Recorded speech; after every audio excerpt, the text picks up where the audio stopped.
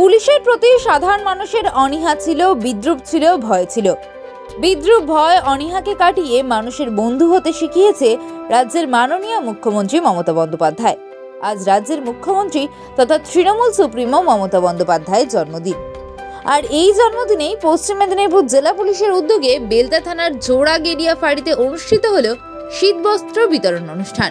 এই অনুষ্ঠানে উপস্থিত ছিলেন এসডিপিও রিপন বল, এসআই শেখ রবিউদ্দিন, বেলদা থানার ভারপ্রাপ্ত আধিকারিক গোবর্ধন সাহু, জোড়াগেড়িয়া ফাঁড়ির আইসি দীপক দেব সহ পুলিশ আধিকারিকরা।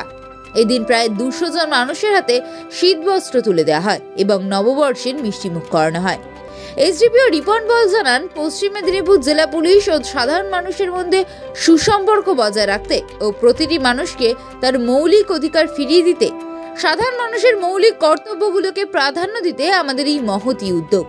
আমরা আরও নানান কর্মকাণ্ডের মধ্য দিয়ে পুলিশ এবং সাধারণ মানুষের সম্পর্ক বজায় রাখব। খুব ভালো উদ্যোগ। হ্যাঁ, এটা আমরা খুব খুশি, এলাকার মানুষজন খুশি যে পুলিশ সামাজিক কাজে, পুলিশও পারে সামাজিক কাজ করতে। আইন শৃঙ্খলা রক্ষার দায়িত্ব যাদের থাকে তারা সব কিছু সামলাতেও পারে। এটা সমাজসেবার কাজে তারা পশ্চিম মেদিনীপুর জেলা পুলিশ, আমাদের পুলিশ সুপার বিদ্যমান সরকার আইপিএস, তিনি এটা ভাবেন।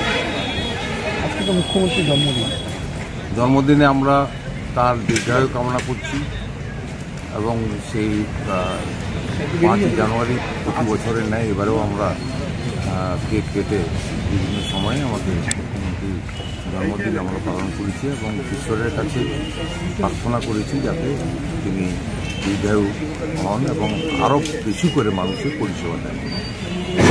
পশ্চিম মেদিনীপুর জেলা পুলিশের উদ্যোগ এবং জোড়াগেড়িয়া ফাঁড়ির ব্যবস্থাপনায় আজকে জানুয়ারি 5 তারিখে একটা শীতবস্ত্র প্রদান অনুষ্ঠানের আয়োজন করা হয়েছিল।